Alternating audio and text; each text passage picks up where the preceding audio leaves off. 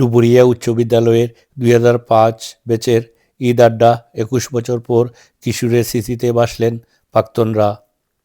29 মে 2026 শুক্রবার সিলেটের ইকো পার্কে জমে উঠেছিল ডুবুরিয়া উচ্চ বিদ্যালয় এবং কলেজ 2005 সালের এসএসসি ব্যাচের প্রাক্তন শিক্ষার্থীদের মিলন মেলা।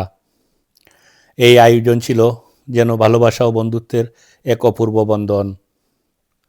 সবচেয়ে চোখে পড়ার মতো বিষয় ছিল সবাই একই রকমের টি শার্ট পরে উপস্থিত হয়েছিলেন, যা তাদের ঐক্য সংহতির প্রতীক হয়ে উঠেছিল। দীর্ঘ 21 বছর পর একে অপরের সাথে দেখা, আলাপ, স্মৃতিচারণ, পুরো পরিবেশটি ছিল আনন্দ, আবেগ আর হাসিতে ভরপুর।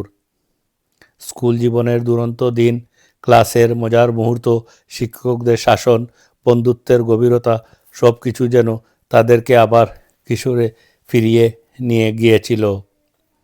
দেশের বিভিন্ন প্রান্তে ছড়িয়ে আছেন ও যারা বিদেশে অবস্থান করছেন তারাও প্রযুক্তির সুবাদে ফোন ও ভিডিও কলের মাধ্যমে এই আড্ডায় সরাসরি যুক্ত হন। দূরে থেকে তারাও যেন মনে প্রাণেও উপস্থিত ছিলেন, শুভেচ্ছা বিনিময় করেন এবং আনন্দ ভাগাভাগি করেন। প্রমাণ করলেন বন্ধুত্বের বন্ধন কখনোই স্থান বা দূরত্ব দিয়ে মাপা যায় না। এই মিলন মেলায় আরও বড় বিশেষত্ব ছিল তাদের পেশাগত বৈচিত্র্য, সাফল্যের গল্প। একসময় একই শ্রেণীকক্ষে পড়াশোনা করা বন্ধুরা আজ জীবনের বিভিন্ন স্তরে প্রতিষ্ঠিত হয়েছেন।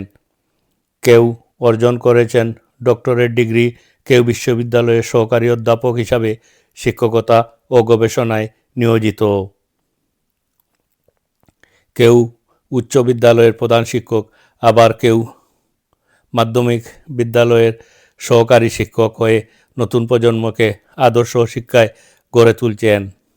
শিক্ষকতার বাইরে ছিলেন ব্যাংকার, কর্মকর্তা, সফল ব্যবসায়ী, আবার সমাজসেবামূলক কাজে নিয়োজিত। এই প্রতিষ্ঠানে তাদের কেবল শিক্ষাই দেয়নি, বরং জীবন গড়ার মতো মানবিক ও পেশাগত যোগ্যতা তৈরি করেছে। প্রাকৃতিক মনোরম পরিবেশে বসে তারা একে অপরের জীবনের গল্প শুনছেন, স্মৃতি হয়ে থাকার মতো ছবি তুলছেন। সবাই একমত হয়েছেন এই মিলন মেলা কেবল আনন্দদায়ক ছিল না, বন্ধুত্বের বন্ধনকে আরও দৃঢ় করার এক অনন্য উদ্যোগও বটে। দীর্ঘ বছর ধরে শিক্ষা ও সংস্কৃতির বিকাশে অবদান রাখা এই প্রতিষ্ঠানটি প্রাক্তন শিক্ষার্থীরা দেশ বিদেশের বিভিন্ন ক্ষেত্রে সুনামের সাথে কাজ করছেন। তাদের প্রত্যাশা আগামীতে এই অব্যাহত থাকবে। বার্মিংহাম থেকে ফখরুল ইসলাম রিপন, এলবি।